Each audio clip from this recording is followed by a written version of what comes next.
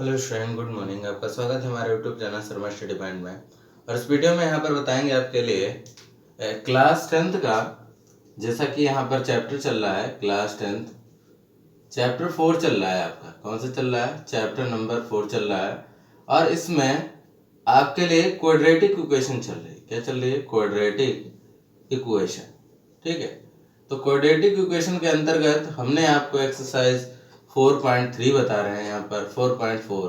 तो 4.4 का हमने 1 और 2 क्वेश्चन करा दिया है। यहाँ पर क्वेश्चन आपके लिए कराएंगे तीसरा। देखिए तीसरा क्वेश्चन है। तीसरा क्वेश्चन क्या है बेटा? तीसरा क्वेश्चन ये है कि आपसे कहा जा रहा है कि एक ऐसा बाग बनाना क्या संभव होगा?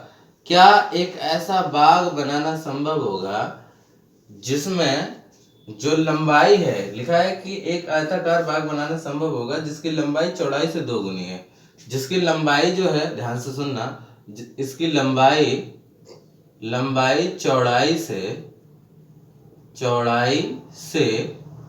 2 गुनी है। कैसी है? 2 गुनी है।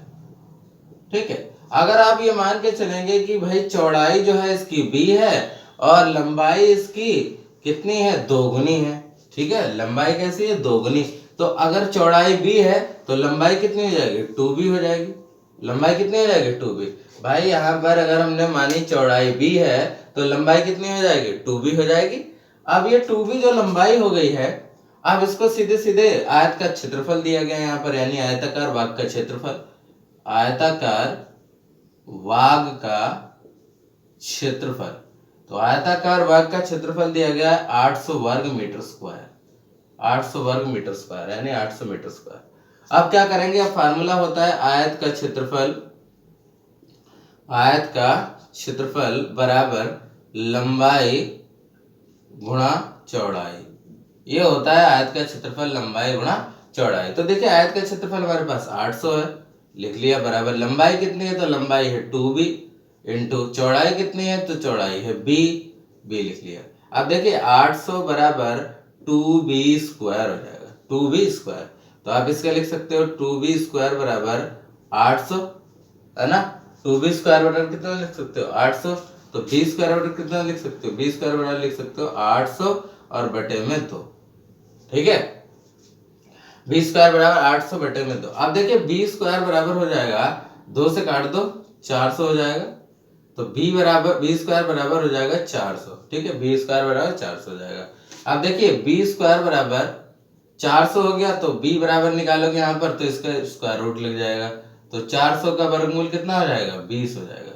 400 का वर्गमूल कितना हो जाएगा? 20, क्योंकि 20 की गुणा 20 से करोगे तो 400 आ जाएगा। इसका मतलब b का मान 20 आ गया। ठीक है, b का मान 20 आ गया। अब जब b का मान 20 आ गया तो लंबाई निकाल लो। तो लंबाई कितनी हो जाएगी? 2b है, तो लंबाई बराबर 2 इंटू b का मान कितना है? 20 आया, तो यहाँ रख दो। तो l बराबर हो गया 20 दूना 40, यानी लंबाई हो गई 40 और जो विड्थ हो गए वो हो गई 20। ठीक है, तो आप लिख सकते हो यहाँ पर लंबाई हो गई यहाँ पर आयताकार पार्क की कितनी? आयताकार पार्क की लंबाई हो गई आपके लिए 40, लंबाई 40 और विड्थ 20, यानी चौड़ाई कितनी हो जाएगी? चौड़ाई हो जाएगी आपकी 20। ठीक है, ये हमारे आंसर हो गए, यानी इसको आयताकार पार्क को बनाना संभव होगा। ठीक है, आयताकार पार्क को बनाना क्या होगा? संभव होगा, क्योंकि वैल्यू हमारे यहाँ पर पॉजिटिव आ रही है, यानी आयताकार पार्क बनाना संभव होगा। आयताकार पार्क बनाना संभव है। क्या है? संभव है। ठीक है, आयताकार पार्क बनाना संभव होगा और इसके लिए जो मान आएंगे वो लंबाई का मान 40 और चौड़ाई का मान 20 आएगा। तो इस क्वेश्चन को आप समझ गए।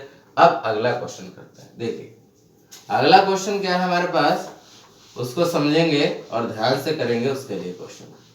देखिए ये क्वेश्चन 3 था, अब क्वेश्चन नंबर 4। क्वेश्चन नंबर 4 क्या है बेटा? क्वेश्चन नंबर 4 ये है कि दो मित्रों की आयु का योग जो है वो 20 वर्ष है। दो मित्रों की आयु का योग 20 वर्ष है। दो मित्रों की आयु का योग 20 वर्ष है। कितना है? 20 वर्ष है। ठीक है, दो मित्रों की आयु, उनका योग कितना है? 20 वर्ष है। आपसे ये बोला गया है कि 4 वर्ष पहले वर्षों की आयु का गुणनफल 48 था, यानी उनकी 4 वर्ष 4 वर्ष पहले, 4 वर्ष पहले आयु का गुणनफल, आयु का गुणनफल तो कितना था, वो था 48, ठीक है। आयु का गुणनफल 48 था। तो आपको निकालना है कि क्या ये संभव है, क्या ये स्थिति संभव है कि ऐसा हो सकता है। तो देखते हैं, दो मित्रों की आयु का योग 20 वर्ष है। चलिए ठीक है, अगर माना मित्र की आयु, पहले मित्र की आयु, अगर एक मित्र की आयु x वर्ष है, एक मित्र की आयु x वर्ष है, तो दूसरे मित्र की आयु कितनी हो जाएगी, दूसरे मित्र की आयु, अगर एक मित्र की आयु x वर्ष है तो दूसरे मित्र की आयु भाई हो जाएगी 20 माइनस एक्स। कितनी हो जाएगी, 20 माइनस एक्स। क्यों, क्योंकि दोनों का योग तो 20 वर्ष है ना, तो आपकी 20 माइनस एक्स हो जाएगी। अब देखो, ये तो x वर्ष हो गई इसकी पहले की, दूसरे की 20 माइनस एक्स हो गई। अब कह रहे हैं 4 वर्ष पहले, 4 वर्ष पहले, अगर 4 वर्ष पहले की आयु निकालोगे तो x वर्ष पहले की है तो हो जाएगी ये x माइनस 4 वर्ष पहले की हो जाएगी। ऐसे ही दूसरे में 4 घटा दोगे तो 20 माइनस एक्स माइनस 4, तो ये हो जाएगा हमारे पास x माइनस 4, और ये 20 में से 4 चला जाएगा तो कितना बचेगा, 16, तो ये हो जाएगा 16 माइनस एक्स। ठीक है, 16 माइनस एक्स। आप जानते हैं इनकी आयु का गुणनफल कितना है, 48 है, यानी x माइनस 4 और गुणे में 16 माइनस एक्स बराबर में 48 हो गया। ठीक है, अब इसको सॉल्व करेंगे बेटा, तो सॉल्व करते हैं भाई, सॉल्व करेंगे इसको, इतना तो आप लिख लोगे। अब देखो इधर सॉल्व करते हैं, x की गुणा करेगा 16 से तो 16x हो जाएगा, 16x। इसके बाद हम x की इससे गुणा करेंगे तो माइनस का एक्स स्क्वायर हो गया। इसी तरीके से 4 इससे गुणा करेगा तो कितना हो जाएगा, 16 3 48, 16 चौके 64, ये बात 64 हो जाएगा माइनस का, तो माइनस का हो गया 64।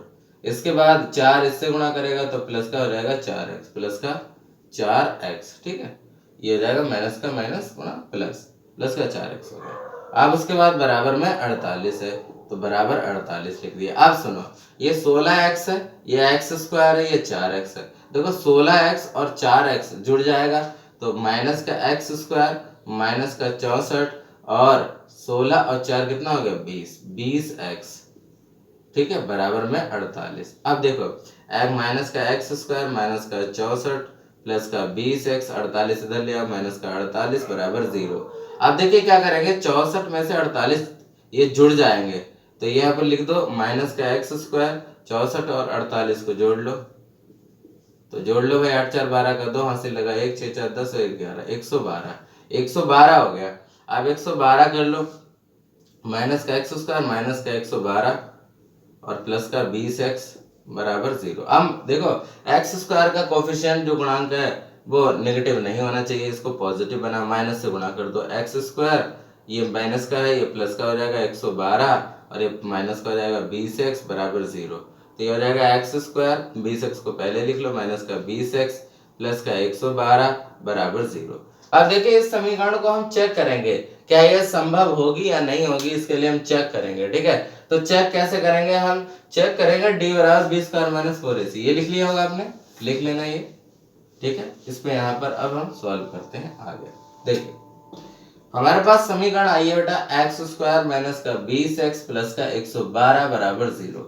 अब हम इसको चेक करेंगे, तो यहाँ पर चेक करेंगे, देखिए हमने माइनस से गुणा करा दी थी, तो जो माइनस का था वो प्लस का हो गया और जो प्लस का था वो माइनस का हो गया। ठीक है, अब यहाँ पर समीकरण लिखी हुई है, आपको चेक करना है। अगर d का मान d बराबर b स्क्वायर माइनस 4ac होता है, अगर d का मान पॉजिटिव आया, ग्रेटर देन 0 आया, यानी 0 से बड़ा आया, अगर पॉजिटिव आया तभी संभव होगी, अगर माइनस आ गया तो नहीं संभव होगी स्थिति। तो देखिए चेक करते हैं, a बराबर यहाँ पर 1 है, b बराबर माइनस का 20 है, c बराबर है 112। तो सुनो, b square minus 4ac, b का मान है 20 का स्क्वायर हो गया माइनस का, माइनस 4 इंटू a का मान है 1 इंटू c का मान है 112। अब देखो 20 BCM ये हो जाएगा 400 माइनस 4 एकम 4 और गुणे 112, तो 400 माइनस 4 से गुणा करा, 4 दूनी 8, 4 एकम 4 और 4 एकम 4, 448। अब बताइए 400 और ये 448 है ना, तो ये 400 है, ये 448 है, इसका मतलब क्या हुआ, इसका मतलब ये हुआ कि 448 में से 400 घटा दो, 448 में से 400 घटा दो, कितना बचेगा माइनस का 48। कितना बचेगा माइनस का 48। तो माइनस जो 48 है वो लेस देन 0 है, यानी 0 से छोटा है। अगर डी जो है वो लेस देन 0 हो गया, यानी 0 से कम हो गया। अगर 0 से कम हो गया बेटा तो इसका मतलब समीकरण संभव नहीं है, क्योंकि इसके मूल काल्पनिक होंगे। कैसे होंगे? मूल काल्पनिक होंगे। कैसे होंगे? मूल काल्पनिक होंगे। ये कंडीशन होती है कि अगर डी का मान लेस देन 0 है यानी नेगेटिव है तो मूल काल्पनिक होंगे। कैसे होंगे? काल्पनिक होंगे। तो इसलिए आप समझ सकते हैं यहाँ पर कि ये जो है कंडीशन संभव नहीं होगी। आप समझ गए होंगे कि हमें कैसे करना है, ठीक है ना। तो आई होप आप ये पूरी तरीके से समझ गए होंगे क्वेश्चनों को कैसे करना है। और चैनल पर नए हैं तो चैनल को सब्सक्राइब कर लें और बेल आइकन को भी प्रेस कर लें, जिससे हमारी वीडियो की नोटिफिकेशन आप तक पहुंचती रहे। Thank you for watching this video.